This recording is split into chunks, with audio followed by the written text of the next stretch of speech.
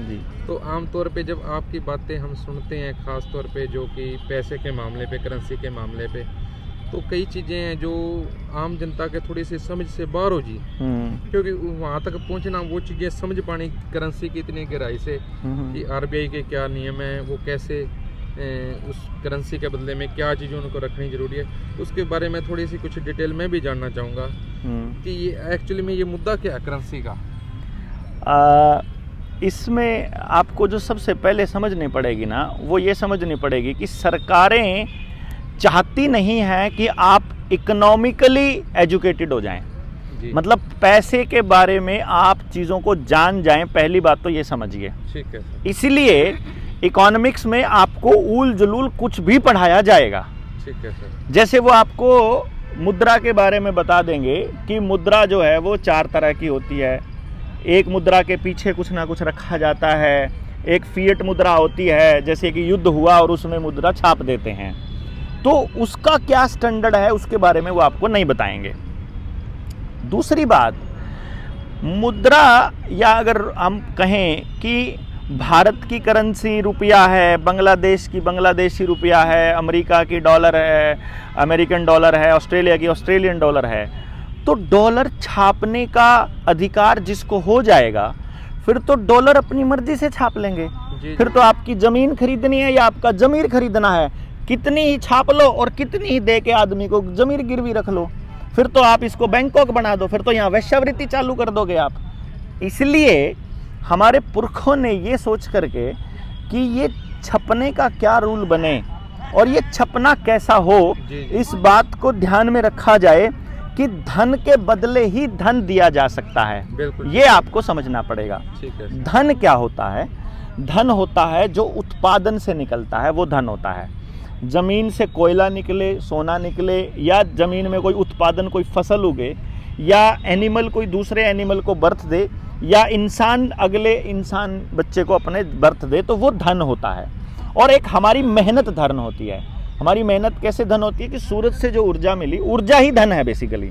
सूरज से जो ऊर्जा पेड़ को मिली, पेड़ ने उससे भोजन बनाया, उस भोजन को हमने खाया, उसकी ऊर्जा मिली और उससे हमने मेहनत की, यानी वो मेहनत भी उत्पादन है। अब क्या होता था कि पहले हम सामान के बदले सामान देते थे, यानी धन के बदले धन।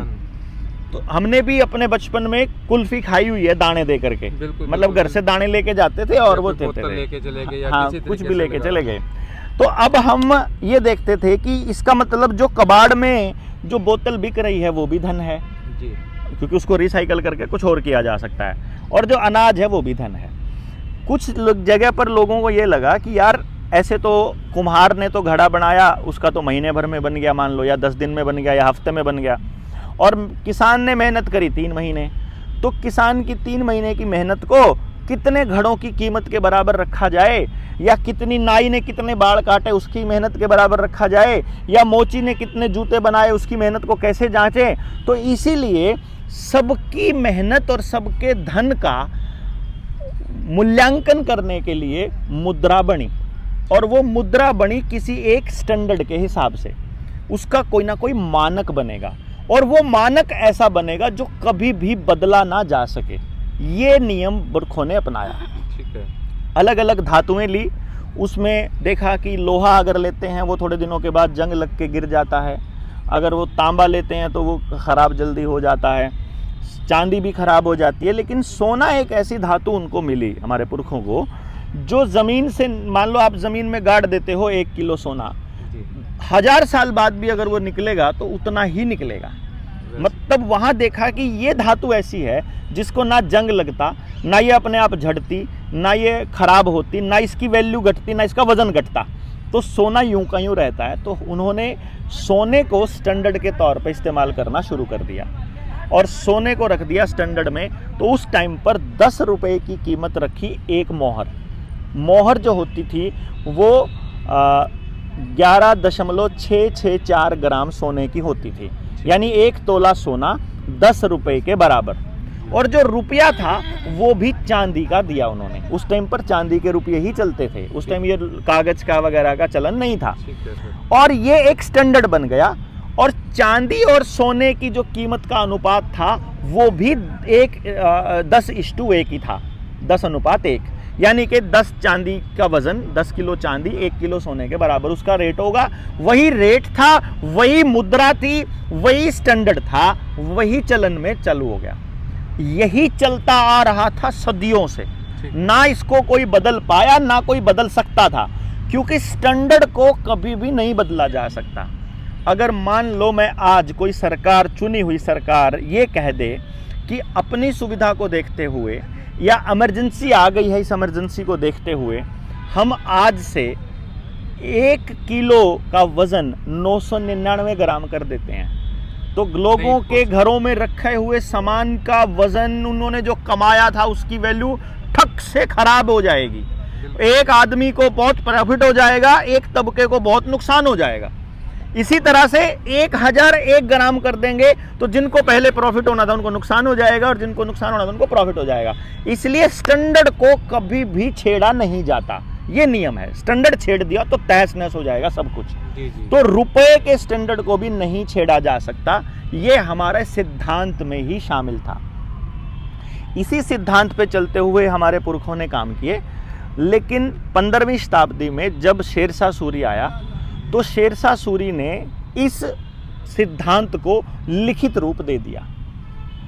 जब उसने लिखित रूप दे दिया तो फिर ये लिखित में चलने लगा। देखो, किसी को भी कोई दिक्कत नहीं है, हमने कोई नियम बनाया, हमने आपस में बातचीत के लिए, चलन के लिए, उसको आप कह दो कि मैं लिखित में देख दूं, क्या दिक्कत है मुझे लिखित में देने में? भाई जो चीज है चलन में वही लिख रहे हो तो कोई दिक्कत नहीं है। वही शेरशाह सूरी को किसी ने कुछ नहीं कहा। शेरशाह सूरी से एज इट इज सिद्धांत अंग्रेजों ने उठा लिया और वो भी किसी ने कोई आपत्ति नहीं करी। जब 1882 में पहली बार लूट चालू करी अंग्रेजों ने, वो लूट क्या चालू करी? उन्होंने कहा कि इतना सोना अवेलेबल नहीं होता, इतनी चांदी अवेलेबल नहीं होती, तो थोड़ी सी मिलावट का हम फरमान जारी कर देते हैं और थोड़ी सी मिलावट अलाउ कर देते हैं। तो 1882 में एक कानून बना जिसको पेपर करेंसी एक्ट 1882 बोलते हैं। उन्होंने 10 रुपए की एक मोहर की बजाय 15 रुपए की एक मोहर कर दी। बस इन्होंने इतना किया। रुपया तब भी चांदी का उतना ही चांदी है, उतना ही सोना है। मोहर में भी वही 1 तोला सोना है और चांदी के रुपए में भी एक तोला चांदी, उसमें 90% चांदी होती थी। तो जितना चांदी का रेशो था वो मतलब 10:1 से 15:1 बन गया। यानी अगर आपके घर में 150 रुपया रखा है कानून बनने से पहले दिन, तो आपके पास 10 तोले सोना रखा है। 150 रुपये, 15 तोले सोना है ना, 150 रुपये रखा है, 10 रुपये का एक मोहर है, यानी 1 तोला सोना है, तो 150 रुपये में 15 तोले सोना आपके घर में रखा है। कानून बन गया। कानून बनते ही आप अगले दिन 150 रुपया लेके अगर जाओगे तो आपको फिर 10 तोले सोना मिलेगा। वो 15 रुपए की बन गई। यानी रुपया उतना ही है, उस रुपये को कमाने में मेहनत उतनी लगेगी। यानी अब ये बंदा अगर उतनी मेहनत करके उतना ही 150 रुपया कमा लेता है तो अब इसके कमाई की कीमत कम हो गई, क्योंकि इसके सोना इसको 10 ग्राम। ये समझना है आपको बस कि अगर मुद्रा का स्टैंडर्ड बदल देंगे तो आपकी मेहनत जो है उसकी वैल्यू उसके स्टैंडर्ड के बराबर हो जाएगी। अगर उन्होंने स्टैंडर्ड 0 रखा हुआ है तो आपकी मेहनत 0 हो जाएगी। यही कारण है, आपने अगर 40 लाख का लोन लिया हुआ है और 5 साल देते हुए हो गए हैं और आपने 16 लाख रुपया 15 लाख दे लिया है, अभी भी 40 देना पड़ेगा आपको। मतलब आप पता करो मार्केट के अंदर, आपने अगर 20 लाख प्लस का कोई लोन लिया या मोटा लोन ले रखा है और उसको आप भरते हुए 5-7 साल हो चुके हैं, तो भाई साहब उतना ही खड़ा मिलेगा। यानी जो आपने मेहनत करी 5-6 साल की, वो मेहनत शून्य हो चुकी है। समझे नहीं इस बात को? समझ गए आपको? इस तरह से जो उसका स्टैंडर्ड होगा वो स्टैंडर्ड ही आपकी मेहनत की वैल्यू है। तो वो स्टैंडर्ड चेंज किया। फिर 1906 का कॉइनेज एक्ट आया, 1906 का, और उस 1906 के कॉइनेज एक्ट में भी यही चीज़ें मेंशन करी उन्होंने। उसके बाद अंग्रेज़ों ने आरबीआई लेकर के आए।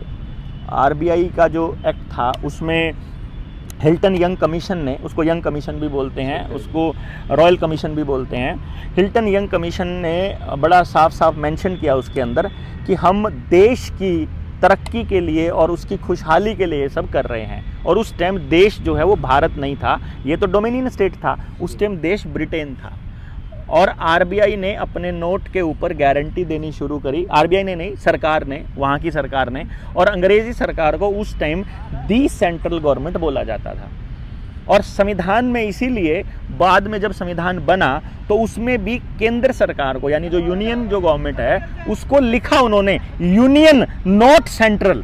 सेंट्रल का मतलब तो वही मानी जाएगी, और यूनियन नॉट सेंट्रल लिखा।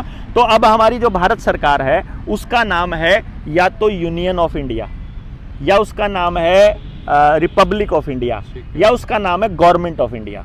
उसके लिए आपको देखना होगा तो 1 रुपए का नोट देखो आप, 1 रुपए के नोट के ऊपर लिखा होता है भारत सरकार या फिर गवर्नमेंट ऑफ इंडिया, अंग्रेजी में गवर्नमेंट ऑफ इंडिया। वहीं 1 रुपए के अलावा किसी भी नोट पर लिखा होता है the central government, guaranteed by the central government और भारतीय रिजर्व बैंक। तो ये रिजर्व बैंक से जब दस्तावेज लेकर के आए हम लोग, तो वहाँ फिर जब स्टडी करते करते, रिसर्च करते करते, जिन्होंने भी इसके ऊपर रिसर्च किया हमारी टीम में से, अभी हम उनको डिस्क्लोज नहीं करते हैं, लेकिन उन्होंने इस पे जो रिसर्च की है उस रिसर्च में निकल के आया कि पहली बात, रुपए को ये लोग डिवैल्यूएट कर ही नहीं सकते, क्योंकि हमारे आईपीसी की धारा 230 से लेकर 254 तक जब आप जाते हो तो वहाँ लिखा हुआ है कि पैसे को डिवैल्यूएट किया ही नहीं जा सकता, मुद्रा को। दूसरी बात, फिर वहीं आईपीसी की सेक्शन 489 ABCDE में लिखा हुआ है कि अगर आपने कर दिया तो वो डिवैल्यूएटेड मनी में अगर आप डील कर रहे हो, अगर आपके वैल्यू के, अगर आपके रुपए के पीछे उतना ही सोना नहीं है जो कि आरबीआई ने मेंशन किया हुआ है, तो आप आजीवन कारावास तक की सजा भुगतने के अधिकारी हो जाएंगे। तो ये बातें निकल के आई, तो तब हमने देखा कि फिर हमारे जो रुपया है, हमारे पास जो रुपया पड़ा है जेब में, इस रुपये के पीछे भी सोना पड़ा होगा फिर तो हमारा, तो हमने होना तो चाहिए। और ये हमने हमारे पुरखों से सुना भी है कि भाई जितना सोना सरकार के पास होता है ना उतना ही छाप सकते हैं बैंक। जी। और ये कितना सोना होता है, फिर ये आंकड़ा ढूंढने के लिए जब निकले तो फिर पेपर करेंसी एक्ट और कॉइनेज एक्ट हमको मिलता है, और वहाँ हमको पता चलता है कि असल में हमारे रुपए का जो मानक है, जिसको कभी नहीं बदला जा सकता सिद्धांतिक तौर पर, वो मानक है 15 रुपए में 1 तोला सोना। वही जो मैंने आपको बताया था, 15 रुपए में 1 तोला सोना, मतलब अगर आप 11.66 ग्राम को 15 से भाग दोगे तो 777 मिलीग्राम सोना मिलेगा। तो ये 777 मिलीग्राम सोना है, यही सोना हमारा स्टैंडर्ड है। और इसी स्टैंडर्ड के हिसाब से हमने सरकार से पूछ लिया कि आपके पास हमारा कितना पैसा रखा है और कितना सोना रखा है। क्या हम अगर बैंक में जाकर अपना नोट पकड़ा दें और हम उनको कहें कि हमें इसका रुपया दे दो, क्योंकि ये रुपया नहीं है, ये बात आपको समझनी पड़ेगी, ये नोट है। अगर आप डॉलर के ऊपर देखोगे तो डॉलर में तो बिल्कुल स्पष्ट लिखा हुआ है कि ये लीगल टेंडर है $1 का, और कागज वाला जो डॉलर है मैं उसकी बात बता रहा हूं, उस पर लिखा होता है कि ये लीगल टेंडर है और ये किसी भी डेब्ट या किसी लेन देन में इस्तेमाल होगा तो एज ए लीगल टेंडर होगा, ये डॉलर नहीं है, ये डॉलर का लीगल टेंडर है। इसी तरह से अगर आपने नोटबंदी के टाइम पर मोतीलाल की बात सुनी हो, प्रधानमंत्री मोदी की बात सुनी हो, तो उसमें उसने बोला था, एक बार याद हो तो, कि अब रात 12 बजे के बाद 500 और 1000 के नोट लीगल टेंडर नहीं रहेंगे, यानी वो भी लीगल टेंडर ही हैं असल में, यानी वो रोट नहीं है। 500 रुपए का नोट 500 रुपया नहीं है, वो 500 रुपए का लीगल टेंडर है, और वो लीगल टेंडर है, और इसके बदले में आरबीआई उसके 500 रुपए देने के लिए बाध्य है। ये आरबीआई एक्ट की धारा 26 में लिखा हुआ है। इसका मतलब अगर आप अपना 500 रुपए का नोट लेकर के बैंक में जाते हो तो उस 500 रुपए के बदले में 500 रुपए के बराबर का स्टैंडर्ड आपको मिलना चाहिए, ये नियम है। अब यहाँ आते हैं 2 सवाल जो हम बैंक वालों से पूछते हैं कि हमारे वाले पैसे के पीछे भी स्टैंडर्ड रखा है कि नहीं रखा है। अगर नहीं रखा है तो नकली नोट है, अगर रखा है तो असली नोट है। क्योंकि अपने देश में जो सोना है वो है 800 टन के करीब, जो आरबीआई के पास सोना, जो आरटीआई में उन्होंने हमको बताया, और जो आरबीआई की वेबसाइट के ऊपर लायबिलिटीज और एसेट में भी लिखा हुआ है, लगभग 796 टन के करीब बनता है। उसमें से 400 टन के करीब बैंक ऑफ इंग्लैंड में बता रहे हैं लिखा हुआ है, 200 टन यहाँ रखा है, 100 टन, मतलब ऐसा करके टोटल 800 टन बोल दिया। अब 800 टन सोने की जो कीमत बनती है इन नोट में, ये बनती है लगभग 4.8 लाख करोड़, जबकि इस देश में करेंसी के जो नोट छपे हुए हैं वो हैं टोटल 34 लाख करोड़। उससे तो 10 गुना 9 गुना 10 गुना कह लें ज्यादा है ना। तो इसका मतलब ये हुआ कि इस देश में लगभग 29.2 लाख करोड़ रुपए के करेंसी नोट अवैध हैं। जी। अब हम ये कहते हैं कि अगर उस नोट में हम डील करते हैं, मैं आपको कानूनन एक बात बताता हूँ, ये सारे नोट अवैध हैं।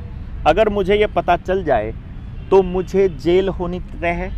जी बिल्कुल। लेकिन मैं कह दूं कि मेरे नोट के पीछे सोना रखा हुआ है, मेरे वाला नोट नकली नहीं है, आपके वाला नोट नकली है, मेरे वाले का तो सोना रख, क्योंकि सरकार के पास जितना सोना रखा, मैं जाऊंगा तो मुझे तो मिल जाएगा ना, जो सबसे पहले जाएगा उसको तो मिलेगा। बिल्कुल, बिल्कुल। जितना रखा उतना तो देंगे, जितने खत्म हो जाएंगे वो तब नहीं दे सकता आरबीआई।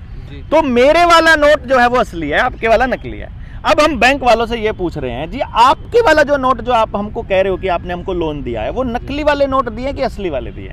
ये तो बताना। देखो आपने, जब मैंने आपको दस्तावेज दिए अपने मकान के, लोन करवाना मैंने आपसे, आप बैंक को, तो मैं आपके पास आऊंगा अपने बैंक के कागज लेके, तो बैंक एक आदमी की ड्यूटी लगाएगा और कहेगा देख के आ मकान असली में है कि नहीं। वो आपका मकान चेक करने आता है भाई साहब। जी जी बिल्कुल। वो आपने बोला मेरी मैं नौकरी करता हूँ और मेरी इतनी तनख्वाह है, तो बोलेगा स्टेटमेंट दे निकाल के।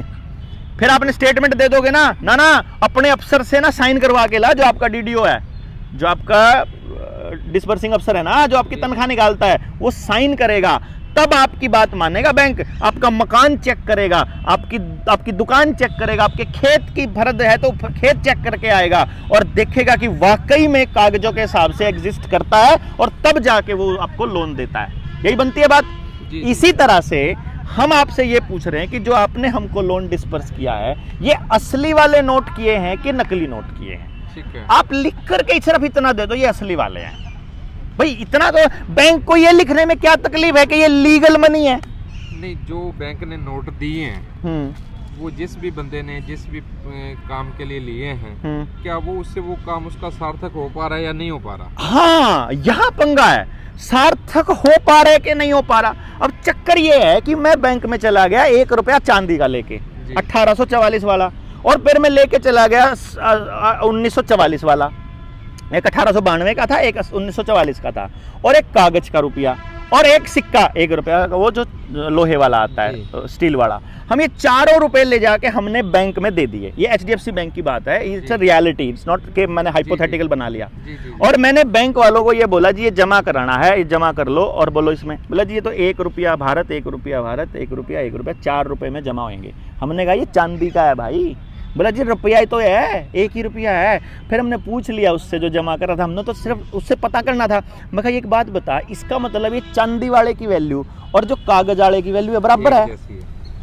बोला हाँ, क्योंकि स्टैंडर्ड तो एक ही है ना, चांदी वाले का स्टैंडर्ड भी सोना है और कागज वाले का स्टैंडर्ड भी सोना है। इसका मतलब वो दोनों रुपए हैं। रुपए का इस बात से फर्क नहीं पड़ता कि वो चांदी का है कागज का, रुपए का फर्क पड़ता है स्टैंडर्ड क्या है। जैसे बट्टा है, मान लो 1 किलो का, 1 किलो का बट्टा सोने का ले लो, 1 किलो का बट्टा पत्थर का ले लो, 1 किलो का बट्टा कागज का ले लो, 1 किलो रुई ले लो, 1 किलो अनाज ले लो। हमने के मतलब 1 किलो होना चाहिए ना, बिल्कुल बिल्कुल 1000 ग्राम होना चाहिए। किलो इस बात से निर्भर नहीं करता कि वो लोहे का है कि सोने का।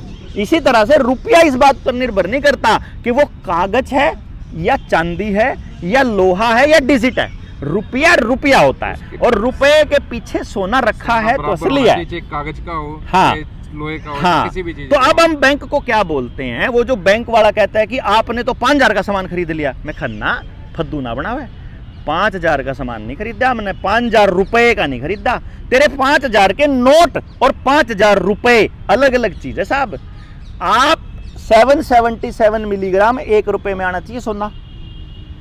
1 रुपए की जो स्टैंडर्ड है वो 777 मिलीग्राम सोना है, मतलब 1 रुपए की जो वैल्यू है वो 777 मिलीग्राम सोना है। तो तेरे तो 4800 के नोट में आता है वो, यानी तेरे वाले 4800 और मेरे वाला 1 रुपया बराबर कीमत है। तो तू जो कर रहा है ना, ये जो दे रहा है मेरे को, तू 5000 का सामान ले आया, 5000 नोटों का सामान ले आया हूं, 5000 रुपए का सामान नहीं ले आया हूं मैं। ये समझना पड़ेगा ना, बैंक नोट और रुपया अलग अलग हैं।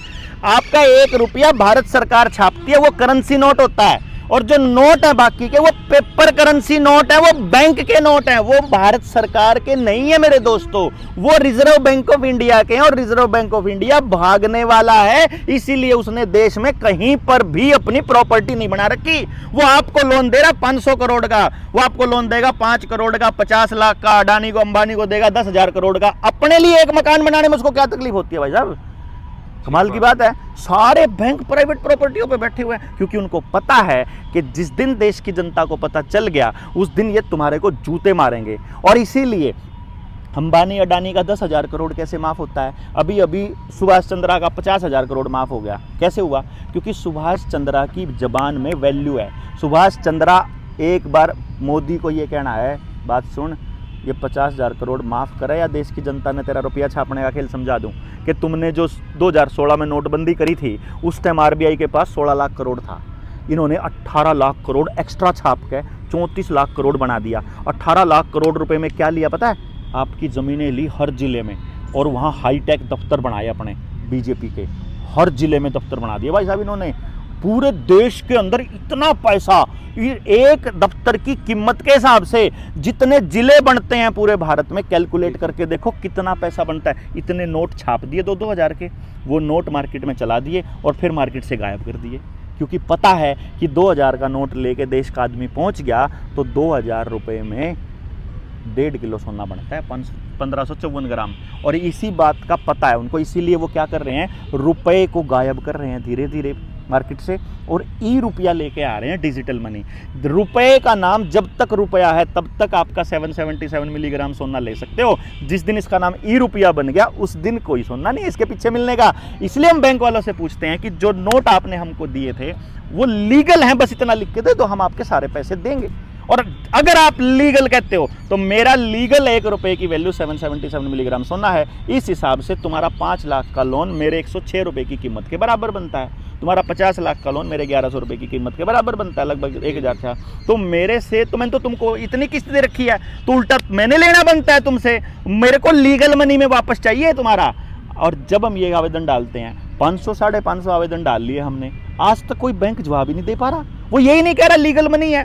वहाँ जोनल हेड ने हमको बुला लिया, जनरल मैनेजर ने हमको बुला लिया बैंकों के, मेरे से बात करी, उन्होंने कहा कि आप ये क्यों मुद्दा उठा रखा है। मैंने कहा जी मैं तो सवाल पूछ रहा हूँ, जब लोन दिया तो आपने पूरा अपना पेटा भरा, आप मारा भर दो पेटा। हम ये कहते हैं जी आप लिख करके दे दो ना कि लीगल मनी है। जी जी, जी। इतनी तकलीफ क्या है? आपके पास तो वकीलों की फौज पड़ी, आप एक कागज पे हमको ये लिख के दे दो कि जो पैसा हमने आपको दे रखा ये लीगल मनी है बस। अगर ये इलीगल है तो तुम जेल जाओगे, और लीगल है तो लिख के दे दो। और दूसरी बात, वो बोला जोनल मैनेजर कि एक काम कर लो, जो लिए थे ना हमसे वही दे दो। मैं कहा तुमने तो डिजिट दिए थे। बोला हमको डिजिट दे दो। मैंने कहा कर कंप्यूटर का मुंह इधर ला, अभी करता हूँ डिजिट ट्रांसफर तेरे को, तू मेरे को दे अथॉरिटी। तो जिसके पास अथॉरिटी होगी वो जिसको मर्जी जितने मर्जी डिजिट ट्रांसफर कर देगा और गुलाम बना लेगा अपना। क्यों जी? आपको भेज दे 50 लाख रुपया की डिजिट और आप कह दो जी अब हो गए गुलाम, ये थोड़ी होगा। डिजिट के बदले गुलामी नहीं होगी। हाँ, धन के बदले आप धन ले सकते हो, हमारी मेहनत को। ऐसे मेहनत को फ्री की डिजिट में नहीं बदलना, ऐसे नहीं, ये तो गलत बात है भाई। और फिर वो कहता है ना जी ना, आप ये कह रहे हो ना कि ये जो बैंक के नोट हैं ये नकली हैं, आप एक काम करो, आपसे हमने जो दे रखे ना वही दे दो। मैंने कहा कुछ नहीं करना मैनेजर साहब, बस यही चीज लिख करके दे दो कि आप हमको ये वाले नोट दे दो, क्योंकि अगर ये नोट लीगल है कि इलीगल है ये तो आप ही को बताना पड़ेगा ना। इलीगल है तो तुम्हें जेल होएगी और लीगल है तो इसमें इतने बराबर का सोना मिलना चाहिए। लॉजिकल सवाल है, इसमें इलीगल क्या है, इसमें इलॉजिकल क्या है, इसमें खाम खाई की हवाई बात क्या है, मेरे को तो समझ में नहीं आती। जिस आदमी के पास मान लो 100 रुपए का नोट है, हाँ, तो वो बैंक में जाए रिक्वेस्ट करे कि मेरे को जो 100 रुपए की वैल्यू का सोना चाहिए, हाँ, तो क्या वो 8.5 ग्राम सोना मिलेगा? आवेदन कर सकता है? मेरे पास उसका प्रारूप है उस आवेदन का, जिसको भी भाई को चाहिए 95 18 17 0000 पे बता दो और आप अपना नंबर बता दो, आपको फ़ोन करके मैसेज करके मांग ले, मैं आपको आवेदन दे दूंगा उसकी PDF। वो आवेदन लगाओ, बल्कि आप फिर 100 का ही क्यों लगाओ, आप 2000 तो लाओ, कम से कम 1.5 किलो सोने का तो लगाओ। 2000 का हो सकता है, 20,000 का भी हो सकता है, 2 लाख का भी हो सकता है, लेकिन एक रास्ता तो खुलता है ना। एक मुहिम चला रहे हैं हम, जनता सरकार मोर्चा। उसमें हम क्या कर रहे हैं, आने वाले समय में हम 1 लाख लोगों के आवेदन एक साथ लगाएंगे। ठीक है, कि आप बैंक के अंदर जाओ और ये 2000 का नोट और ये प्रारूप दे दो उनको और उनसे रिसीविंग ले लो। अगर वो रिसीविंग नहीं दे रहे हैं तो उनको मेल कर दो। वो मेल में वो क्या जवाब देते हैं वो पूछ लो उनसे। अगर वो ये कहते हैं कि तुम्हारा सवाल इलॉजिकल है तो लॉजिकल बताओ फिर क्या है। वो कहता है, बैंक मैनेजर ने कहा था मुझे एक बारी ना, एक बड़ा इकोनॉमिस्ट था, बड़ा तगड़ा इकोनॉमिस्ट, वो मुझे कहने लगा, क्योंकि ये जो अनर्थशास्त्री है ना, इन्होंने आपको अनर्थशास्त्र पढ़ा दिया कॉलेजों में, तो वो जो पढ़े लिखे लोग हैं ना, जो डिग्रीधारी हैं, उनको नहीं समझ में आएगी। जिसका कॉमन सेंस जिंदा है उसको समझ आ जाएगी। जो डिग्रियों के बोझ तले, किताबों के बोझ तले दबा, उसको नहीं आएगी। वो किताबों के बोझ तले वाला आदमी मेरे को बोलता है एक बारी, बलारा भाई, मैं कहा आप कहते तो खाम खाई की बात तो करते हो, ये गोल्ड स्टैंडर्ड तो कभी का खत्म कर दिया सरकार ने। मैंने कहा इसका मतलब क्या है? बोला अब जो है ना गोल्ड रखने की जरूरत नहीं है सरकार को। मैं कहा बिल्कुल भी जरूरत नहीं है। बोला ना, मैं कहा जितना मर्जी छाप सकती है वो। बोला हाँ, तो फिर जो हमारे से लेने वो भी छाप ले, जो हमने देना है तेरा 20 लाख 50 लाख वो भी छाप ले। जब कोई नियम ही नहीं है तो अपने छाप ले भाई, और जब नियम है तो नियम के हिसाब से जो छाप रहा है सिर्फ वही लीगल है। तोल में जो गड़बड़ करे वो लुटेरा होता है, स्टैंडर्ड में जो हेरा फेरी करेगा वो लुटेरा होता है। तो ये जो स्टैंडर्ड में हेरा फेरी है ना भाई साहब, या जिन लुटेरा ने करी है उनका शाब तो देश के लोगों ने मांगना चाहिए ना। हम तो सिर्फ इतनी बात का वहां भाई, सिर्फ उसके फायदे की बात ना हो, अगर जो उसमें मेरा फायदा होता या देश की जनता का फायदा होता तो वह भी होनी चाहिए ना। सिद्धांत पे बात होनी चाहिए, सिद्धांत के साथ समझौता नहीं होना चाहिए। जिसने भी अपने सिद्धांत के साथ समझौता किया वो बर्बाद हुआ।